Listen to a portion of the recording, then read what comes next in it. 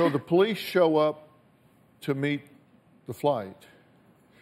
But didn't you later admit that it wasn't because she sounded dehydrated, it was because you didn't get a call the night before?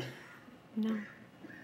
I was there at the airport, and I just had mentioned to them, can I please have assistance, because I've gotten many problems with him not giving my daughter. He has done this to me too, many times. And I was there. You live He in would a not give delusional me my world, daughter. Danielle. I am speaking. He would not give me my I'll let daughter.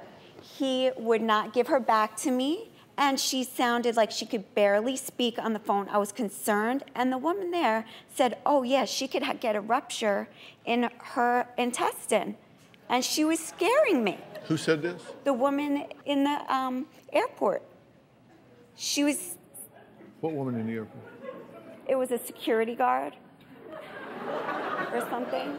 They were scaring me. So she goes, oh, I'm going to call the EMTs and make sure she's okay. You weren't even there, right? You were on your honeymoon. Not there. We were together in Colorado still. And a family member was my parents, was accompanying the child. Yeah. She would refuse to give me my daughter. So when they got off the plane... Well, you just said you had the police come because you knew he wouldn't give you your daughter. He was in Colorado. Well, the grandmother wouldn't give me my daughter. Okay, well, the child was fine. You did admit that you called the police because you got no call the night before. Our wedding night that we didn't have the flower girl call you. Yeah. Okay, we jump ahead now a couple of months. Get your 15 minutes of fame. And This is you fame for petition you. now to restrict his contact.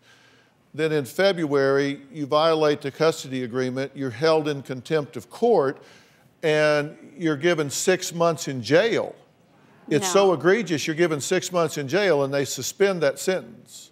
You recall this? No. You don't recall being held in contempt of court and given a suspended jail sentence? They never gave that to me. They never said I was to go to jail. They never said that. It was suspended. Here's what the judge's order said. By proof beyond any reasonable doubt, the respondent willfully violated said order. It is therefore ordered that the above-named respondent, you, hereby is committed to the Suffolk County Correctional Facility for a term of 6 months with execution of sentence suspended for a period of 1 year pending compliance with this order. With his mother. Because she also had gotten unheard of visitation every other weekend. You weren't aware of it, but you did appeal it. The seriousness of it, I was not aware of that jail term. They never said anything. You appealed it. Well, that was 2010. So And the I appeal guess, was denied. Okay. Well, I appealed. How can you not be aware of it and appeal it? Wait a second. I don't remember appealing this. You were on your 6th lawyer. Because every time he came to town, I had to make sure I had representation.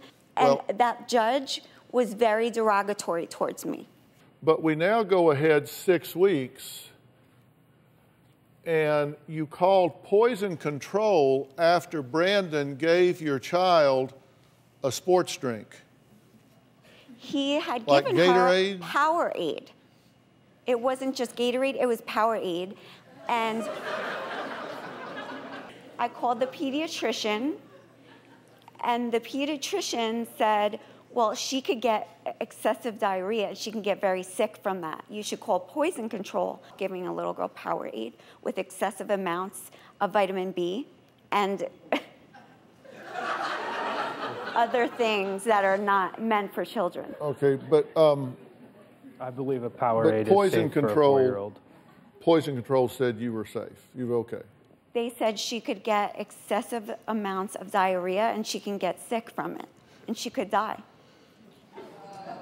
That is what they told me. Do you have a story or a question for me? Click the link in the description and tell me what in the world is going on.